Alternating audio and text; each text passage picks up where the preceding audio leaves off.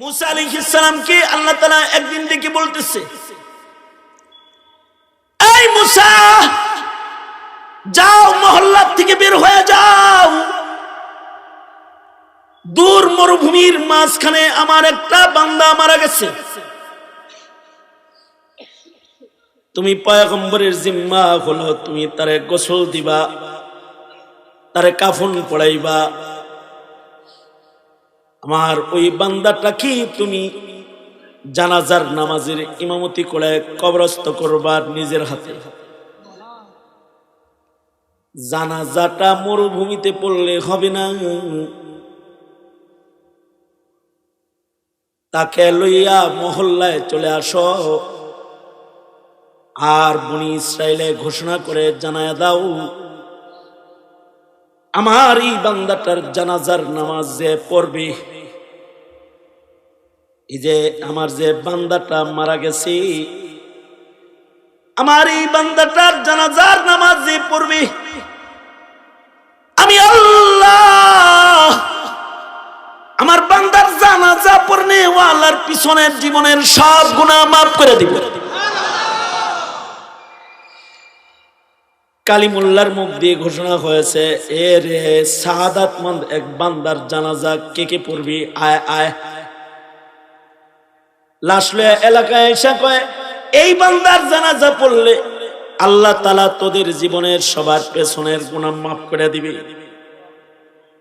বনি ইসরায়েলের কেউ বাকি নাই, জানাজায় হাজির আসা সবাই হাজির হয়ে গেছে, কারণ এক জানাজা পড়ে যদি পিছনের সব গুনাহ মাফ করান যায় তো লটারি।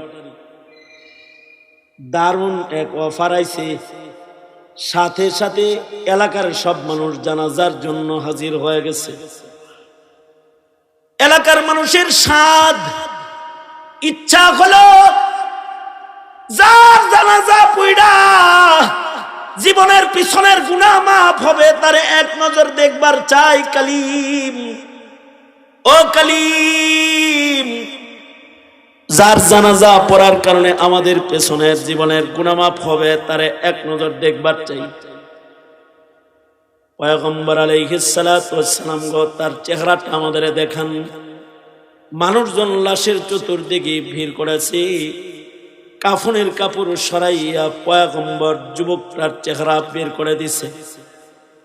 এলাকার লোকেরা কয়, ও আল্লাহর কালিম, এই গুনাহ মাফ হইল। এই যুবক তো সেই যুবক যাকে আমরা সবাই মিলা এলাকার থেকে বাইর করে দিয়েছিলাম, অবাঞ্ছিত ঘোষণা করে তাকে বনি ইসরাইল থেকে বের করে দেয়া হয়েছে, কারণ সে জিনাকার, সে মদখোর, সে পাপাচারী, এত বেশি পাপ কার্য সে সম্পাদন করে যে বনি ইসরাইলের মান্না সালওয়া খাওয়া নেককাররা তাকে নিজেদের সাথে রাখে নাই, সবাই মিলা তাকে বহিষ্কার করেছে, গ্রাম থেকে বের করে দিয়েছে কয়েক বছর আগে।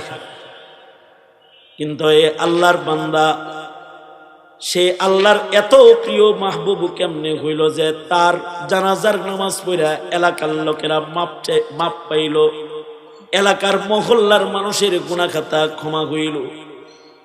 পয়গম্বর মুসা আলাইহিস সালাম নিজ বনি ইসরাইলের প্রশ্ন লইয়া আল্লাহর কাছে হাজির। ওগো আল্লাহ, সবাই মিলা তোমার যে বান্দাটাকে অবাঞ্ছিত করে বাইর করে দিছে, তারই জানাজা কিনা পেছনের জিন্দেগির গুনাহ মাফের জন্য তুমি বাহানা বানাইলা। কি এমন নেক কাজ তোমার এই গোলামে করল গো আল্লাহ, আমি কালিম জানতে চাই। আল্লাহ তাআলা বলে, মুসা, সবাই মিলা আমার বান্দাকে বাইর করে দিছো, সে কার কাছে যাবে, কোথায় যাবে, তার যাওয়ার কোনো জায়গা নাই। কয়েকটা ছাগল লইয়া সে মরুভূমিতে আশ্রয় গ্রহণ করেছে। দিনের বেলায় ছাগলকে ঘাস খাওয়াই, সন্ধ্যা বেলায় ছাগলের একটু দুধ দহন করে ক্ষুধার জ্বালা মিটায়। তার যাওয়ার কোনো জায়গা নাই, সে আমি আল্লাহর কাছে আশ্রয় চেয়েছে। বলে, আল্লাহ আমি তওবা করলাম, তুমি আমারে মাফ করে দাও। সবাই তাড়ায় দিছে, তুমি কিন্তু আমাকে তাড়ায় দিও না। এভাবেই মরুভূমির মাঝখানে ছাগলের দুধ দহন করে করে খায় আর মরুপ্রান্তরে দিন কাটায়। হঠাৎ করে তার জ্বর হয়েছে, অসুস্থ হয়ে গেছে, সেবা করার কেউ নাই। মরুভূমির মাঝখান থেকে খানা পিনা পানি সংগ্রহ করার শক্তিও তার নাই। প্রচন্ড রৌদ্রে মরুপ্রান্তরের ভেতরে আমার অসুস্থ বান্দাটা যখন মৃত্যুবরণ করতেছিল, তখন সে পিয়াস যন্ত্রণায় যখন তার মৃত্যু হইতেছিল, তখন একবার ডান দিকে তাকায়, একবার বাম দিকে তাকায়, একবার সামনে তাকায়, একবার পেছনে তাকায়, দেখে কেউ নাই। তখন মৃত্যুর আগে আমার বান্দা কয়, আল্লাহ, আমি না তওবা করেছি, কিন্তু আমি আজকে এত অসহায়, ডান দিকে তাকায় দেখলাম এক ঢোক পানি দেওয়ার কেউ আমাকে নাই, বাম দিকে তাকায় দেখলাম আমাকে সহযোগিতা করার কেউ আমার নাই, সামনে তাকায় দেখলাম কেউ আমার নাই। কিন্তু আল্লাহ, এখন তো দেখি আমার আছে শুধু আমার মাওলা আল্লাহ। ওগো আল্লাহ, তুমি ছাড়া তো আমার আর কেউ নাই।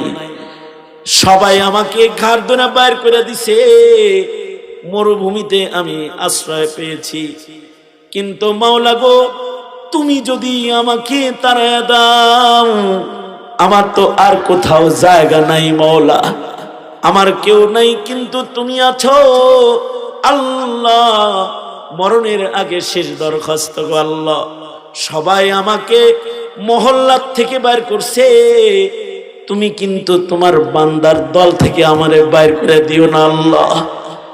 ও মুসা, আমার বান্দাটা মরুপ্রান্তরে এমন একটি তওবা করেছে, সে তওবা করে তার গুনার জন্য ক্ষমা চাইছে, কিন্তু তার তওবার তরিকা, তওবার কাইফিয়াতটা তো এমন ছিল, এমন একটা তওবার পরে সে যদি নিজের জন্য ক্ষমা না চায়া তোমাদের সবার জন্য, বনি ইসরাইলের জন্য যদি সে ক্ষমা চাইতো, তাহলে তাই আমি তওবার ওজনে, তার তওবার কারণে বনি ইসরাইলের সকলের আমি মাফ করে দিতাম। যেহেতু সে নিজের জন্যই ক্ষমা চাইছে, তার তওবায় আমি খুশি হইয়া আমার বান্দাটাকে বনি ইসরাইলের মানুষদের গুনাহ মাফের জন্য উসিলা বানালাম। আমার প্রিয় বান্দার জানাজা যে পড়বে, এমন একটা তওবাকারী বান্দার আমার কাছে এত দাম, এমন বান্দার জানাজাও যে পড়বে, আমি আল্লাহ তার পেছনের সব গুনাহ মাফ করে দিব বলে ঘোষণা দিলাম।